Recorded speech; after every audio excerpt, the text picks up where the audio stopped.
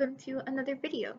So today I have a plan with me in my A5 daily plum paper planner. However, what I am doing today is a weekly plan with me.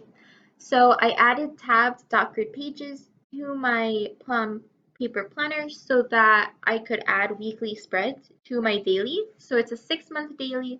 I added 5 dot grid pages, and that leaves me an extra 4 like 2-page spreads so that I can make a weekly layout. And as you saw a second ago, I am using this monthly kit from Planning with Kay. It is her hummingbirds kit, and I bought it when I was bullet journaling, and then I haven't been bullet journaling, so I didn't use it for a while, and then I realized that these spreads would actually be a really good place to use them. And since I didn't have an Erin Condren kit that I was using for my memory planner this week, I didn't have extra stickers from a weekly kit, so I thought that I would use these instead and really make this more of a bullet journal style layout. And so with that intro out of the way, I have brought us into the time lapse of me setting up this spread.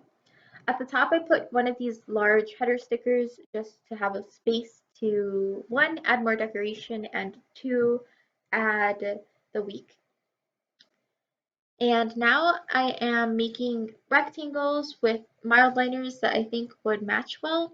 These are just meant to be a place for my days. I decided to do a um, 4 boxes on one page, 4 boxes on the other page kind of spread, which I haven't done in a really, really long time. I don't know that I've tried a spread like this since summer 2018, I think. So it's been a very long time. The last time I did something like this, I did like decorative botanical borders or something like that.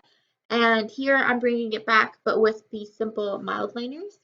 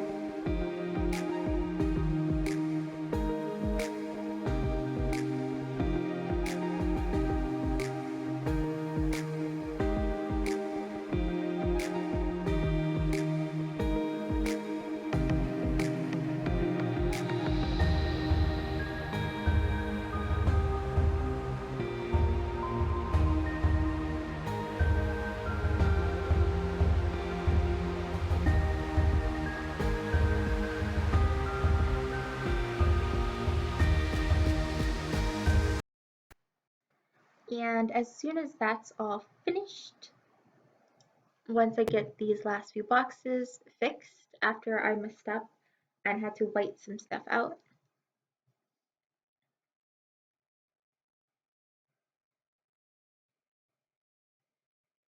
I'm going to move to the space up at the top, and I'm using this habit tracker script sticker that came with the kit. And then I'm drawing in a habit tracker for the week, which I actually kept up with. The fact that it's not very filled out at the end of the week is not because I didn't keep up with it, it's because I didn't do some of these things. But that's better than usual, so I was pretty happy with how this came out, and I'm keeping it pretty simple. There's going to be room for 4 habits and then the 7 days of the week. And I didn't realize until later in the week that I accidentally wrote Friday twice, I believe. Yeah, I wrote Friday twice. So later in the week, I write out one of the F's and make it 18. And the things that I'm tracking this week are reading, whether I got up at 7 a.m., if I have journaled, and if I took a shower and changed my clothes, which I've been doing much better with now because I go to work every day. So that's not something that is as much of a problem as it was when I was off and not seeing people. I'm still not really seeing people. I have Zoom meetings, so it is the case that I do often stay in like my pajama pants, but I shower first. So, I'm getting it together. Over on this left-hand page, I am laying down a flower sticker for some decoration, and then I'm hunting down a script sticker that I thought I had, but I wasn't 100% sure that I owned it. And then I finally found it, and it's just a to-do sticker. And this is just for me to collect things to do this week that don't have a particular day associated with them, but that I wanted to ultimately do. And I'm making a colored stripe so that I can turn this into some checkboxes. Somewhere in the world, I have checkbox stickers. I don't know where they are. Planning with Kay sells some. I made some for myself, but I couldn't find them for this spread, so I had to draw them all by hand, and that was kind of tedious. But as you can see, I did it, and it came together well, and I really liked how this spread ended up looking. For my days of the week, I eventually decided that I wanted to use the pink day stickers. So I keep the theme of having a flower in the corner, and then I use this day sticker that says Monday in the abbreviated version, and then I put a red stripe up at the top to write the date. And so this is the 30th of March and heading into the first week of April. And then I put another colored stripe in the coordinating color that matched the box so that I could have another checklist strip. And I do that for every day of the week. So I'm going to let the video play with a bit of music now, since that explanation is over.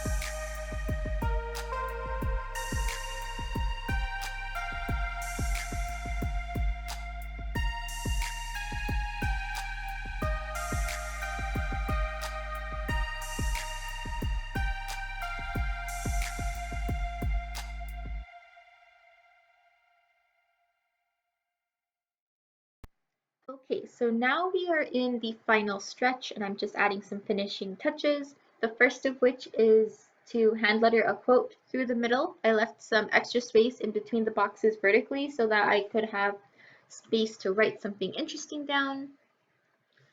So I'm starting by putting down a bit more decoration in the form of these hummingbirds since I realized that I didn't actually use very many of them. And then I'm going in and I'm writing the first half of this quote on the left, and it starts with the magic in new beginnings is truly. And I added a bit of flourishing on the beginnings. And then on the right hand side, I finished the quote and said the most powerful of them all. So ultimately, the quote is the magic in new beginnings is truly the most powerful of them all. I can't remember who said that. I meant to write the credit down, and it was okay.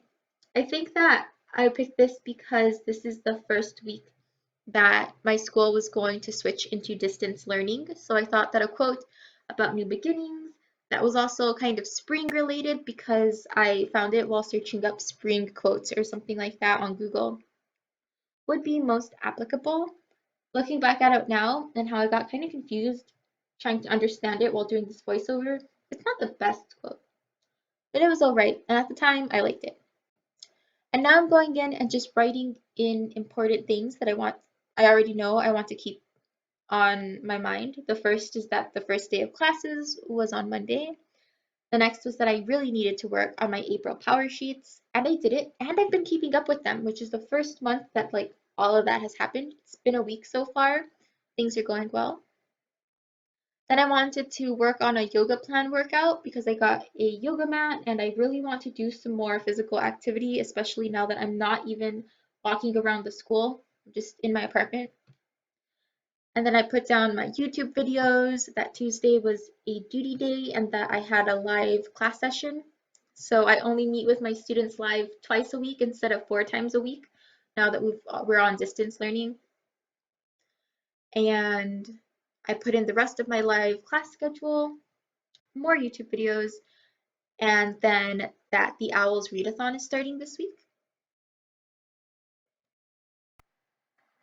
And at this point, I think we're just about done. I'm just checking my previous week to see if there were any tasks that need to be migrated, and then my monthly to see if there's anything from there that I need to bring in.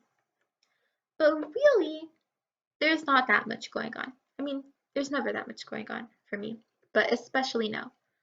The last thing I wanted to mark is that on Friday I expected to get paid because I get paid on the 5th and the 20th of every month, unless one of those days falls on the weekend and then I get paid the Friday before.